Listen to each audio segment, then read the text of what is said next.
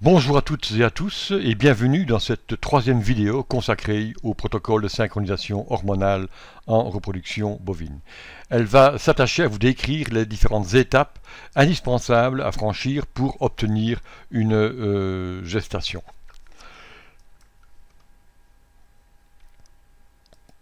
Cette capsule, comme vous le savez, n'est que la troisième d'une série de 8 qui nous permettra de faire le tour effectivement de ces protocoles et de leurs effets sur la reproduction. Au terme de cette capsule, vous devriez être capable d'énoncer les modifications hormonales précédant l'expulsion d'un ovocyte compétent, mais également de pouvoir expliquer et de justifier le rôle des hormones utilisées dans le cadre de ces protocoles, qu'ils soient de type off-synch, le mot est lâché, ou d'autres protocoles qui ne font qu'adapter finalement ce protocole à certaines réalités physiologiques. Allons-y pour les étapes d'obtention d'une gestation. Obtenir une gestation, c'est une simple équation finalement. C'est-à-dire qu'une gestation, c'est le fruit d'une addition entre un spermatozoïde, bien entendu, et un ovocyte. Et le tout donnant formation à un des stades de développement de l'embryon, à savoir en l'occurrence ici un blastocyste. Ce que je vous propose, c'est de suivre le temps, le fil du temps, en partant d'une dizaine de jours avant l'œstrus qui sera accompagné d'une insémination. Et donc pourquoi une dizaine de jours? Parce que, effectivement, c'est vers le 10e, 11e jour du cycle précédent que va émerger la deuxième vague de croissance folliculaire au cours du cycle. Comme vous le savez, une vache en comporte habituellement deux vagues au cours de son cycle, parfois 3, mais c'est beaucoup plus rare. Donc, follicule recruté, follicule sélectionné, et puis, bien entendu, follicule dominant. Et ce follicule dominant, puisqu'on est à ce stade-là du cycle, va poursuivre sa croissance alors qu'il y a une imprégnation progestéronique maximale. Et ça, c'est une bonne chose pour la qualité du follicule, mais également pour la qualité de l'ovocyte. Ce follicule synthétise de l'œstrogène, de l'œstradiol. Et cet estradiol va, bien entendu, stimuler la synthèse endométriale de prostaglandine. Cette libération de prostaglandine entraîne, bien entendu, une chute de la progestérone. C'est ce qu'on appelle l'effet lutéolytique de cette prostaglandine.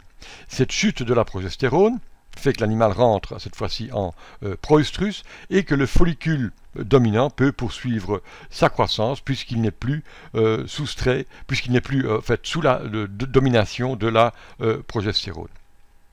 Sa quantité d'œstrogène augmente, cela favorise bien entendu l'apparition d'un œstrus comportemental, mais aussi des modifications hormonales que sont la libération ici de la GnRH, qui sera suivie de la libération bien entendu de l'hormone LH.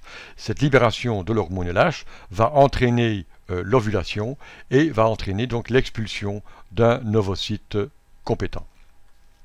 Voilà la séquence des événements.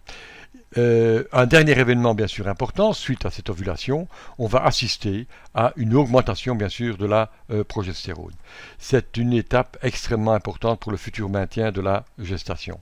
Si maintenant on procède en sens inverse, si on remonte effectivement le temps en partant bien sûr de l'ovocyte compétent expulsé, eh bien, ce qui est la première étape, quelque part, mais il faut que cette expulsion se passe dans un délai relativement normal par rapport au début de l'œstrus.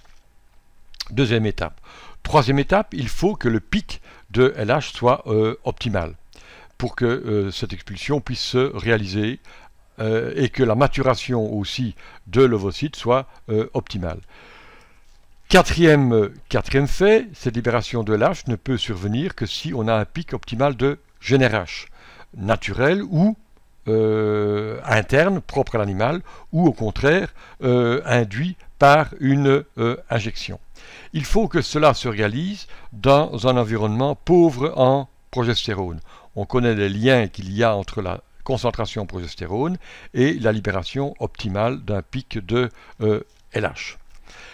Sixième aspect, il faut que la synthèse de stradiol soit optimale également, parce qu'elle va conditionner bien sûr la libération de la GnRH et indirectement de la LH.